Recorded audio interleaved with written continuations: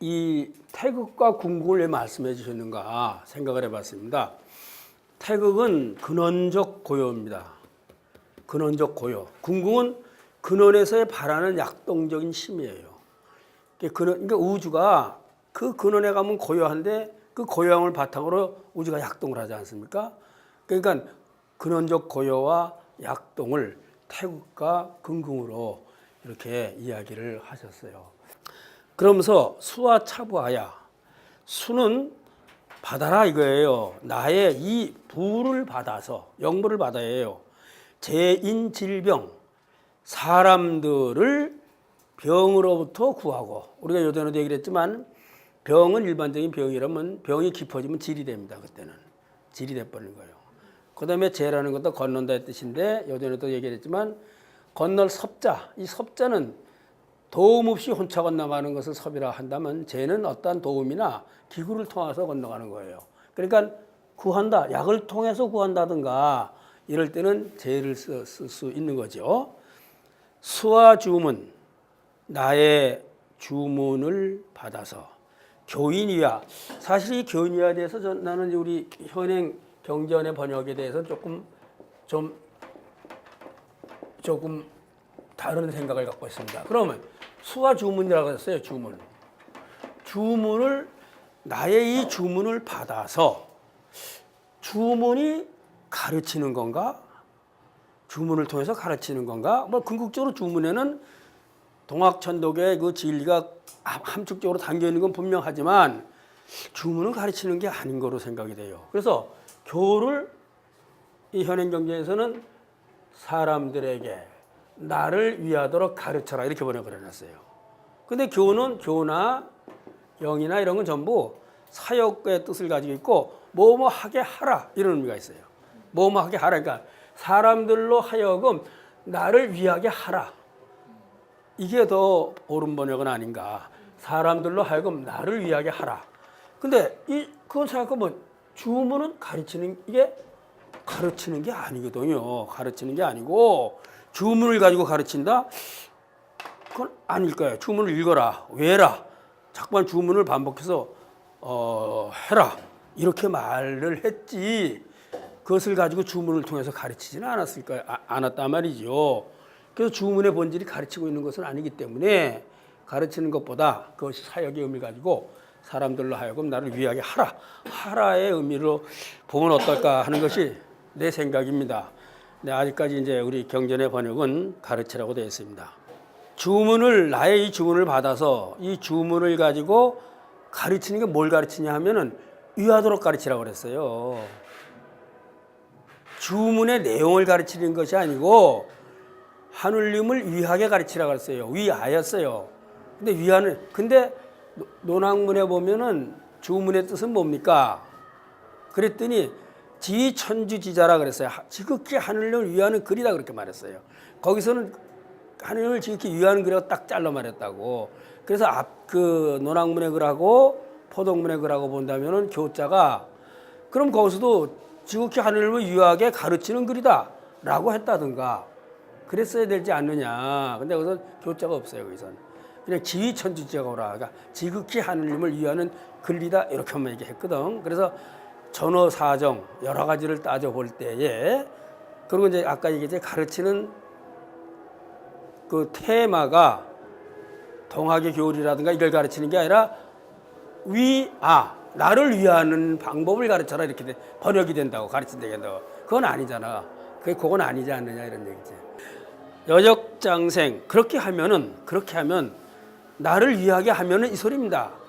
나를 위하게 가르치면 너도 역시 장생한다 이게 아니고 나를 위하게 하면 세상 사람들로부터 사람들에게 위하게 하면은 여역장생 너 역시 장생하게 되고 장생하게 된다. 이제 여기서 이제 이런 말이 그 오해를 불러일으킬 수 있는 말들이에요. 사실은 이제 야 열심히 주문 공부하면 죽지 않는구나. 네, 그런 얘기죠. 근데 죽지 않는 거 우리는 우리의 욕심에 가려서 우리 육신이 죽지 않는 걸 따진다 이거예요. 그렇지 않습니까? 근데 사실은 그건 인간의 뭡니까? 참 버릴 수 없는 욕심 중에 하나죠. 장생은 여기서 아까 말하듯이 선약이 가지고 있는 바와 같이 근원적 생명을 깨닫게 되고 근원적 생명이 무궁하다는 걸 깨닫게 되고 그래서 옛날에 깨달은 선도교의 어른들은 뭐냐면 나는 태어나기 그 이전에도 여기에 있었고 죽어서도 여기에 있다. 그렇게 말합니다. 태어나기 전에도 나는 있었고 여기에 죽어서도 여기에 있다. 그랬어요.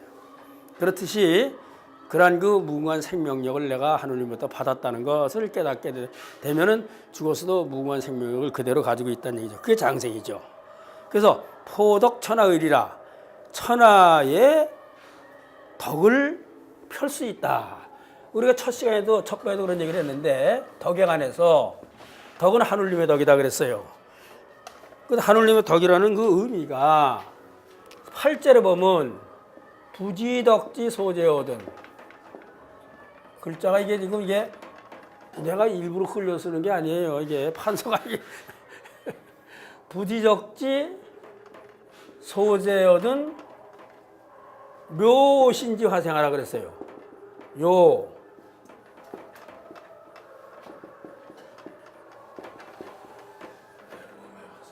덕이 있는 바를 이 지자는 이게 주격조사예요. 덕이 있는 바를 알지 못하면 이게 헤아려라. 뭘 해라? 내 몸이 어떻게 화해서 생겨났는지를 헤아려봐라. 내가 이 세상에 이 몸뚱아리가 화해서 헤어난 것은 하느님의 이치에 의해서 이게 나왔다. 그 하느님의 이치가 하느님의 덕이다 이런 얘기예요. 이게.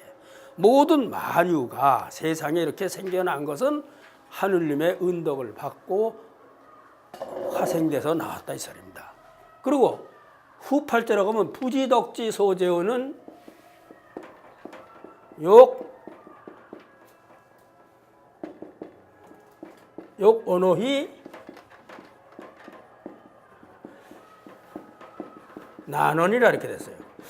똑같아요. 요거는 똑같습니다. 후 8절에. 근데 우리 후 8절에 그 뭡니까? 토시를 붙인 걸 부지덕제 서재 얻은 요 옷인지 화생하라 이렇게 했어요. 그리고 모든 후북할 때도 거든 했어요. 즉 부지덕지 소재 얻은 욕 언어 난원이라 이건 틀렸어요. 부지덕지 소재는 이렇게 돼요. 그건 뭐냐면 덕이 있는 바를 알지 못하는 것은 이렇게 돼요. 그렇게 해야 맞습니다. 후팔자는 덕이 있는 바를 알지 못하는 것은 왜 모르느냐? 말을 하려고 해도 이게 덕이요, 이게 하느님의 덕이요 말을 하려 해도 너무 넓어. 이 세상에 꽉 차 있어. 모든 삼라만상이 다 하느님의 덕에서 나왔어. 그래서 말하기가 어렵다 이 소리입니다. 이게 난원이라. 그러니까 이거를 아주 그냥 고식적으로 부지덕지 소재 얻은 이렇게 하면 안 되고 후팔절의 내용을 봐서 토를 바꿔야 됩니다. 그것도 지금. 네, 그런 동경대원 현재 이 경전의 번역에 대해서도 세밀히 검토해서 바꿀 게 수도 없이 많이 나와요. 그렇습니다. 근데 바로 이것이 덕이 있는 것을 알지 못하거든. 왜 몰라? 내 몸뚱아리가 어떻게 화해서 이 세상에 태어나서 사는가를 정말 잘 깨달으면 이게 하느님의 덕에 의해서 내가 이렇게 태어났고 살아가는 거구나. 이래서 덕이 있다. 그 다음 덕이 있는 바를 알지 못하는 것은 왜? 바로 나만 그런 것이 아니라 이 세상의 모든 삼나 만상이 모두 하느님의 덕에 은덕에 의해서 그렇게 화생돼서 살아가고 있는 것이기 때문에 말을 하고 싶어도 너무 넓고 넓어서 꽉 차 있기 때문에 정말 내가 말하기가 어려운 거야. 모르는 거야. 공기가 꽉 차서 공기에 고마움을 모르는 거나 다름이 없다. 이런 얘기입니다. 그래서 여기서 이 덕은 하느님의 덕입니다.